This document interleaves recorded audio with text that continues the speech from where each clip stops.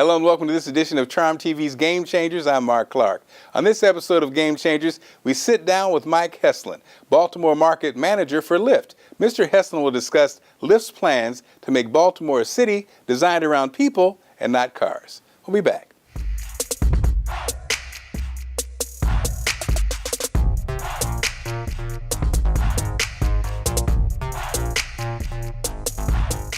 We're talking with Mike Heslin, Baltimore Market Manager for Lyft. How's it going, Mike? Great. Thanks for having me. I have a secret. What's that? I not only am a host, I'm a Lyft driver. Oh, fantastic. Is that real? I'm part of the family. Fantastic. Thank you. Oh, that's great to hear. A little bonus or something? Hot zone for me? Got a hot zone for me I can go to right now? So, Mike, I understand we have big plans here in Baltimore. We do. We do. So the story of Lyft in Baltimore has been one of amazing growth. Actually, we entered the market in 2013, stood up our office in 2016, and in that year, from the start to the end of the year, ridership grew 8x. Then come to 2017, we moved into the city, opened up a new office, and more than doubled again that year. And so the trajectory has been amazing, an amazing story to be a part of. Well, it's funny. I think Baltimore is kind of unique. It's kind of, I always think of Baltimore as kind of quaint and creative, and Lyft is kind of like that. You know, it seems like it would be a natural fit. You know, the reception in Baltimore has been amazing. And we have all the raw materials here, right? We have a really strong university community, strong cohort of millennials who've been moving into the city, becoming an increasing share of the population, more and more people using Lyft every day for their commute. So it's been, you know, I think it's a really good fit. So, Mike, okay, now you're from the area, so you know Baltimore is also known for the famous The Hack. Sure, sure. So I always wondered about, like, when you have a hacking city like Baltimore, and now you have these services like Lyft, how does it, you know, is there, you know, is that a factor? Has this been an interesting story? In some ways, Are some of the hackers now Lyft drivers? You could say Baltimore was a pioneer in ride sharing, right? In that way, but of course didn't have a phone; you just had a finger. That's right. That's right. But with the hacks, you also don't have things like background checks and safety protocols, and there are a lot of really good reasons. You don't know exactly how much this ride is going to cost. Yes, exactly, exactly. So I think a lot of good reasons to think about Lyft over a hack. Has that been, though, I mean, seriously, has that been a factor? You know, the fact that people do have kind of a there was a built-in system? You know, in a sense, I think it means that in Baltimore, it wasn't such a crazy idea to get into a stranger's car. That's a good point. You know, which when Lyft launched 6 years ago now, that was something that was brand new to most people. That's a good point, you know, and I think so. Lyft with I think the first out with the mustache and the pink light, and you know, the company seems to kind of pride itself on being a little different. What is that all about? You know, it's one of our core values at Lyft is to be yourself. And it's something that we look for in everyone we hire. It's something we encourage, as you know, in our drivers to really bring your personality into what you're doing, and feel free to express yourself. You know, connect with your passengers with the music you're listening to and the things you're into. So I think that's something that really infuses everything we do. And with your service, obviously the phone is a big factor. Do you guys look at numbers, like as far as, you know, the iPhone users versus you know, other phones and things like that? Do those numbers figure into your numbers or not necessarily? You know, our app works across both platforms, and that's true of the driver and the passenger app. So it's not something that is a major driver of business in any direction, you know, that split. And I notice with the drivers, I see more and more, I see a kind of a diverse driver pool. It's from grandmas to grandpas to moms. You know, are you seeing that, or is there? We see a great diversity among our drivers and passengers, for that matter, but across a number of different dimensions. You know, in Baltimore, 67% of our drivers identify as a minority, and so the opportunity that we're able to provide to the community to go out and earn money, you know, and in most cases it's supplemental income. So 97% of our drivers are driving fewer than 20 hours a week. And so that's something that we are really proud of on the driver side. And then on the passenger side, 42% of our rides in Baltimore start in underserved communities. Interesting. And what about, what are you seeing as far as who's driving?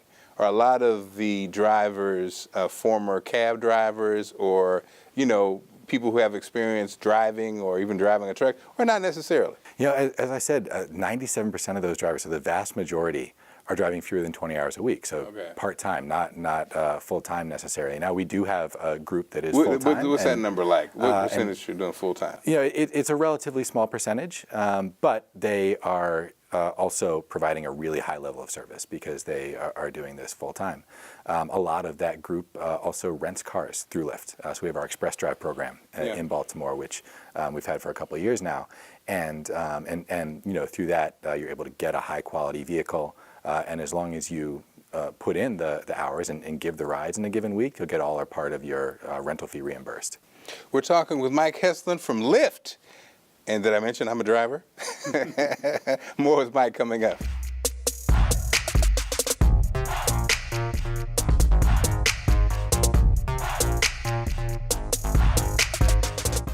And we're talking with Mike Heslin, Baltimore Market Manager for Lyft. And so, Mike, you actually have some specific things going on here in Baltimore. Pretty exciting. We do. Our mission as a company at Lyft is to improve people's lives with the world's best transportation.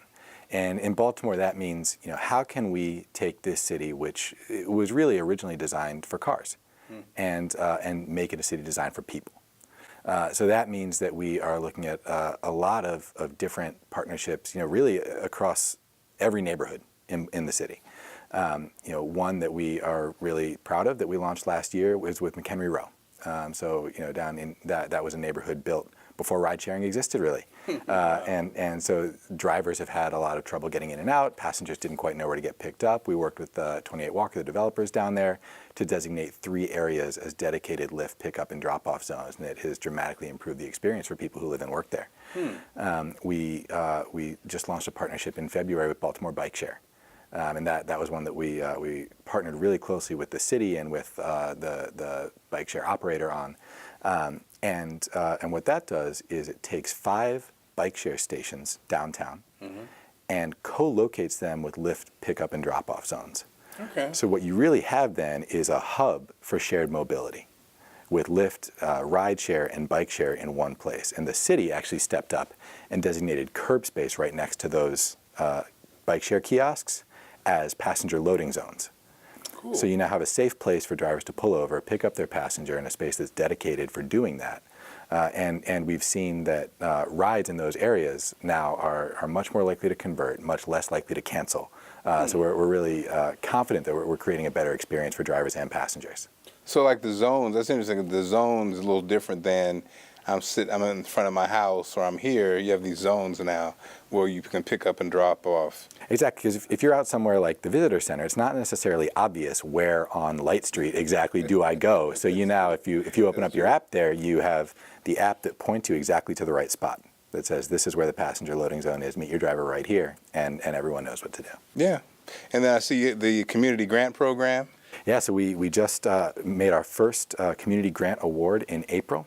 So this is actually part of a bigger picture for Lyft. Lyft as a company just announced a $1.5 million commitment to offer relief rides. So basically rides to the people who need them most and don't necessarily have a good way to get them. And that could be disaster relief, that could be returning veterans. There's a lot of different kind of causes we're supporting as a part of that. But one of those is community grants in Baltimore, where every month we are awarding $1,000 in ride credits to a local nonprofit. As I said, we just made our first award last month, and that was to an amazing local organization called the Sixth Branch. And that was founded by some veterans who said, hey, veterans who are coming back have this amazing set of skills in terms of leadership and other skills that they've learned. Why don't we put those to use on behalf of the community? So they work in East Baltimore. And they take abandoned space in the community and make it into productive green space. So they have some parks and playgrounds they operate. They have an urban farm they operate. And the grant that we awarded them is allowing them to get their staff members, their volunteers, out to make this impact on the community. I love it. So with a city like ours, where we have the we have sports teams, what's that like on a football day or a baseball day as far as Lyft and the public? Are those huge days for Lyft? It can get pretty wild. I think anyone who's been on the roads out there around the stadiums before and after the games would tell you that. It's actually been, but that's also an amazing asset for our city, both teams. And it's been a real source of inspiration for us too on, how can we really be present and be a partner to different groups in the community. One organization we partner with is called CharmCars. They are an electric shuttle service. They have these shuttles that look almost like big golf carts. And so we talked to them and said, hey, can we wrap this in Lyft branding? They work with some of the bars down in Fed Hill and provide rides around the areas of the stadiums on game days anyway. So we said, hey, let's think about branding these vehicles with Lyft advertising, and equipping their drivers to kind of talk about Lyft and what it's doing, and people. The response has been amazing for their drivers and for the Lyft brand as well. It seems like the Lyft brand, it's I don't know, for whatever reason, it feels like it seems like it's very connected with the community, not just here, but just when I think of the brand itself compared to other other companies that do similar things. Is that a big factor as far as your competition? Is that a big factor? And then number two, why does it feel like the Lyft seems to be more of a community? I really appreciate you saying it, because that's what we are striving for. As I said, we want to be a positive member of the Baltimore community. We want to be forming partnerships and understanding what this city really needs to improve people's lives, and that's where we stay focused. All right, well, thank you so much. Look, Mike Heslin, Baltimore Market Manager for Lyft. I'm not going to say it again, but thank you so much, Mike, and continued success with Lyft. Thanks for having me. Definitely, and thank you for watching. It's Game Changers. I'm Mark Clark. We'll see you soon. Do you know a game changer in Baltimore? Send us your ideas to CharmTV@baltimorecity.gov.